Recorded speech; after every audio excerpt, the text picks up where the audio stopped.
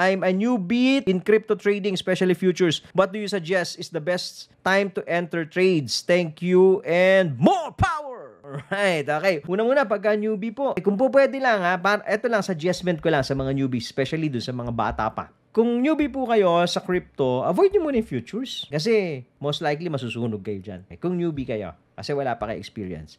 Kung talagang hindi mapigilan, talagang kating-kate dahil, again, pabalik tayo doon. Syempre, kung spot nga naman, yung galaw nito ng Bitcoin, hindi ka kikita eh. Hindi pa 3 araw, wala kang kita. Hindi gumagalaw. Sa futures, kaya mong kitain yan eh. Kung hindi talaga mapigilan, pwede po kayo mag-start, mag-demo muna para mag-aral. Okay. But going back to your question, okay, kung hindi ka newbie, sasagutin ko. Pagka crypto, ang ginagamit natin na time frame is 4 hours. Ano sabi niya dito? Anong time po maganda mag-trade? Sabi niya, best time to enter trades. Entering a trade is not about time. You have to understand na yung market is so dynamic. Volatility comes in the morning, minsan in the afternoon, minsan in the evening. Okay? Ang pagtitrade po, walang pinipiling oras. If you want to be an active trader, especially sa futures, ang kailangan nyo pong hanapin is the setup.